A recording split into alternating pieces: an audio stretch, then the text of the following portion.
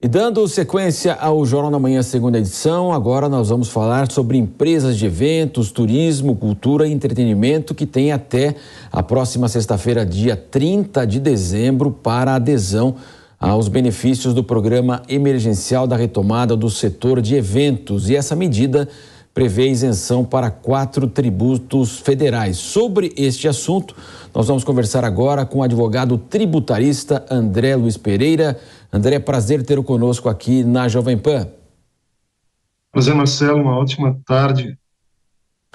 André, nós sabemos que o setor de turismo aí foi todo esse setor, né, de serviços e turismo também foi um setor que mais sofreu em razão da pandemia pela total incapacidade de acontecer evento e também entretenimento.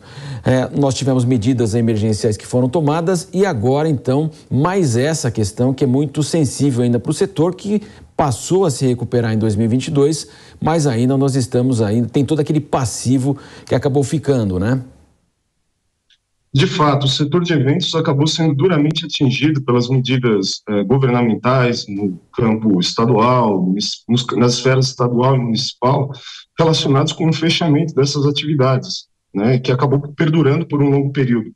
Então, em reconhecimento desse passivo, o governo editou algumas medidas, das quais nós devemos destacar duas, né? Uma delas está relacionada ao equacionamento da dívida fiscal dessas empresas do setor de eventos, né? Então, elas terão até o dia 30 de dezembro para aderir a um programa de transação dessas dívidas fiscais, 30 de dezembro até às 19 horas, né? Então, apesar de ser uma adesão eletrônica, onde normalmente os sistemas ficam disponíveis por mais tempo, essa adesão deverá ocorrer até o 30 de dezembro às 19 horas no site da PG, né, a Procuradoria da Fazenda Nacional. E os contribuintes devem, evidentemente orientados por seus assessores, enfim, fazer a segregação das dívidas fiscais existentes, no caso, os débitos inscritos na dívida ativa da União até 31 de outubro de 2022, e promover essa adesão no site da Fazenda Nacional. São solicitadas diversas informações do contribuinte, especialmente em relação à sua capacidade de pagamento, a fim de equacionar quais serão as reduções de juros, multas e encargos, e, portanto, recomenda-se que o contribuinte procure seus assessores com a maior antecedência possível. Quer dizer, tudo eletrônico. Pode completar, por favor. Perdão. E o outro benefício concedido para as empresas, que não está relacionado diretamente com esse programa de equacionamento das dívidas, que não está adscrito a uma adesão até o dia 30, diz essa isenção dos 4 tributos federais, PIS, COFINS, CLLL e IRPJ, pelo prazo de 60 meses. No caso, desde março de 22 até fevereiro de 27. Né? Então, os fatos geradores que ocorrerem nesse período estarão isentos de PIS, COFINS, CSL e IRPJ. Lembrando que esse benefício, segundo a regulamentação da Receita Federal, não abrange as empresas tributadas segundo o Simples Nacional, mas apenas aquelas que estão nos regimes do lucro real, do lucro presumido ou do lucro arbitrado.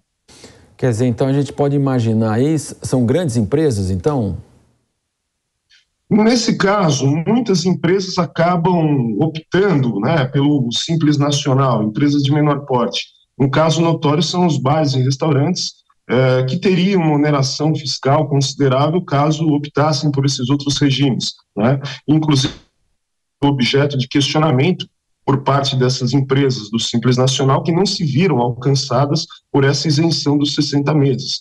Então, na prática, ela acaba alcançando apenas esses contribuintes de maior porte que se sujeitam a um regime tributário diferenciado, por assim dizer.